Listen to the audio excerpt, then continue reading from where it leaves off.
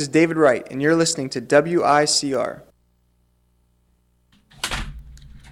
Rob, we're back. Minor technical difficulties, everyone. Antonio Coppola alongside Rob Boncardo on a special edition of the New York Sports Beat.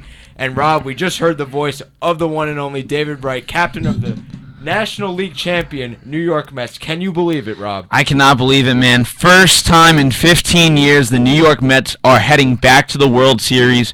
Team is just looking phenomenal. We see how much energy is being put in. These guys are backing each other up. Daniel Murphy obviously on a tear right now. 6 home runs in the last 6 straight games. And Antonio, we look back at this team before in July. They're 47 and 42, kind of struggling. There's one point when they're having a losing record and you're going, wow, the Washington Nationals are going to be the team that's just going to take it this year. But at that trade deadline in July, they pick up Cespedes, they pick up Tyler Clippard, they pick up other players like Reed, Juan Uribe, Kelly Johnson, and look what it's just done. This Mets team, the worst team, they had the worst record coming into the postseason, and look what they do. They do damage right away, beating the Dodgers in 5 games, and then just sweeping the Chicago Cubs in 4. Just amazing for these guys. No doubt, and there's no denying the fact that these Mets, they couldn't score runs in the beginning of the year. Yes, they started off with that 11-game winning streak. They had the lead in the division for quite a while. In June, the Nationals kind of came up and took that lead from them for a little while. The Mets, you mentioned those moves they made, Rob. Yoenis Cespedes, absolute beast, made every single person in that lineup better. Kelly Johnson, Juan Uribe, some role players for Terry Collins to use off his bench. You mentioned Tyler Clippard, who has been shaky here in the postseason, but overall he's been solid. How about the play of Yeris Familia? Let's not even get to the starting pitching yet, but Yeris Familia has been amazing out of that bullpen. He's almost looked like Mariano Rivera. Almost, definitely. He's been coming out. The guy comes out. It's either he's going out there for a 4-out save, 5-out save, and he just looks very confident at this point. He's throwing strikes. A lot of his last outs in games are strikeouts. He'll get you in the dirt. He'll get you with his fast fastball, and this guy has just been on fire. That's something the Mets have needed in these last couple of years. They've had pitchers like Bobby Parnell, Billy Wagner, guys who really, they were decent closers, but they're not like Mia, who are consistent, get the job done, and that's what the Mets have been needing from their bullpen. Right. Now looking ahead a little bit, Rob, we have Toronto and Kansas City over in the ALCS, 3-2 right now. Mm-hmm. What are your thoughts on that series regarding the Mets? Who do you think the Mets are better off against in the World Series? Honestly, going into the World Series, they're better off versus the Kansas City Royals. We look at Kansas City, really don't have a strong rotation. They have decent hitters, but behind their pitching rotation, they're not going to do any damage. You have Ventura as one of your top pitchers, Edison Velasquez, but that team really isn't doing much damage. You got to worry about Toronto. And right now, I'm still looking at the series. Toronto's down 3-2. They could easily win these next 2 games. Toronto's a team who they pick up Troy Tulowitzki at the trade deadline. They pick up David Price. And this team, they battle back no matter what. They've battled back all season. It doesn't matter how many runs they've been down. They're always battling back. Everybody can hit a home run on that team. So I think the Mets, you don't want to play Toronto. That's one team you really don't want to play. I kind of have some different thoughts on this because I think that the Mets pitchers, the way they're able to pitch and overpower you, I feel like against the Toronto Blue Jays lineup of mostly all, let's face it, sluggers, power hitters, guys that go for the long ball, I think that they would fare better against them. I think that the Kansas City Royals, they've been there before, obviously, losing last year to the Giants, but they get the bat on the ball. Mm-hmm. They find a way to put the ball in play, and I think that could, fare to be dangerous for the Mets. I think that Toronto, I don't know. I just have a feeling that the Mets pitching staff, DeGrom, Harvey, Syndergaard, and now Matz, who, by the way, is a very solid 4th starter. He would not be a 4th starter in probably any other club in the major leagues. The kid can pitch. I just think that they would fare much better against the Toronto Blue Jays just because of their hitting style. Mm-hmm. Well, you know what? From the Toronto aspect, though, no matter what, we've seen the Mets. We look at the teams they played. The Cubs, the Cubs were very high-powered. Coming into that NLCS, obviously beating the Cardinals, and it was mostly home run ball games. But this Toronto team, Antonio, they're a team that just could catch any pitcher. I mean, we look at the difference, NL and AL. AL is predominantly the hitters' league. That's all you're going to see is home runs. You're going to be seeing the guys putting up 120 RBIs a season, 130 RBIs. NL, obviously, you're going to see your pitchers who are posting that low 2.00 ERA over 250 strikeouts. But, I mean, I just see Toronto still as that threat. I just feel they are that threat. I don't see it with Kansas City whatsoever because the Mets, you know what? If they take on Kansas City, they're going to get a jump on it. Johnny Cueto, when he was picked up by Kansas City, really doesn't have his stuff. He had one hot playoff game where he pitched 8 innings of about 2 earned ball game, but otherwise than that, he really hasn't been solid. That was in Game 5, right? Mm-hmm. Okay. And he got messed up actually in his start versus Toronto. He only lasted about 2 innings. He kind of was coming off a high off that Game 5 win that put Kansas City in the ALCS. You're right though. Speaking of power, power hitting. Looking at the Mets, Daniel Murphy, we know what he did. MLB record, home run in 6 straight games, unbelievable. Do you think that obviously the World Series starts on Tuesday? How do you think this rest is going to affect this Mets team? Because we all know Daniel Murphy, he wants to go out there and play tomorrow if he can. Obviously, that's not the case. They got to wait until Tuesday. What do you think that this rest is going to do to the Mets? How are they going to handle it? I mean, first off, it's going to hurt them a little bit. Yeah, you know what? You're going home right now these next few days. You're going to be practicing. You're going to be with your family, which is always good. You get that time off. Your pitchers are going to be well rested. That's the good part. You have Harvey, who's going to need some rest because of his innings cap. You have Steven Matz, who's probably get some rest because you know what? Come the World Series, you might be seeing him coming out of the bullpen.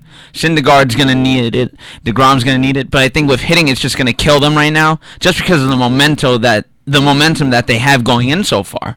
Daniel Murphy is just on a tear. He's seeing the ball good, and you take that away now. You have to wait till Tuesday, and you're not seeing like what you're seeing from all these pitchers, and that's going to kill you. It's different when you're having that whole batting practice at Citi Field. It's not what the real game is like. So it might kill them a little bit. No, I see where you're coming from with that. I agree. I think Murphy's on one of those hot streaks where you just want to keep going out there. You're pretty much sprinting to the ballpark waiting to get your at bats, but. Another good sign we saw last night was Lucas Duda finally waking up because he really struggled. Let's face it, through the NLCS, through the entire playoffs actually, not just this last series that we saw with the Cubs, but he was striking out a lot. Finally, he wakes up last night, 3-run home run right off the bat in the first inning, and the Mets, it seemed like every single game they were scoring or at least putting runners in scoring position in the first inning, and it really took the pressure off of their pitchers. That's really, in my opinion, the main reason that they were able to just fly through the series and get the sweep. Oh, most definitely. They just attacked right away. We look at yesterday, and I'm still saying in my head yesterday with Joe Madden, he pitches Jason Hamill. Now, you could have thrown Lester in there. There's no doubt about it. John Lester could have pitched on 3 days rest. Why throw Jason Hamill into that situation? Jason Hamill has been atrocious since the trade deadline. The guy has not been solid. Kind of looked like Kevin Brown out there when Kevin Brown pitched that one game in the postseason for the Yankees and got rocked for 8 runs versus the Boston Red Sox in Game 7 of the ALCS back in 2004. So, I mean, they really just took a jump on him yesterday. Lucas Duda obviously needing that. We look at the past 2 years, there's always been that problem with the Mets at first base. We had Ike Davis, Lucas Duda, Terry Collins going. One of you is going to have to beat it out. Obviously, Lucas Duda beats it out last year. He's leading his team at first base. Coming into this year, we see struggles, postseason really struggles, but that home run just changes everything for him. Absolutely. One last player I want to touch on is David Wright, because this is a guy who in April hurt his hamstring, and then we didn't see him for 4 months, Rob. He had the spinal stenosis, very serious injury, was on the DL for months and months trying to rehab. No one knew if he was going to come back. I'm sure he thought his career could have been in jeopardy. Again, a very serious injury when you're dealing with anything in your spine in the back area.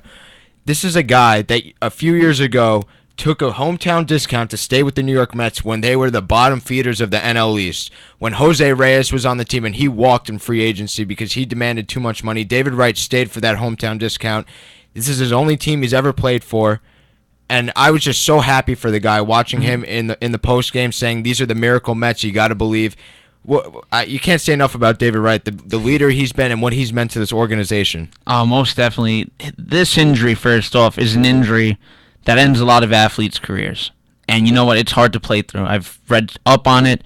You always have to rest through it. You're going to be playing through pain at some times. But it just made my night to see that. See David Wright so happy after that. We go back 0-6.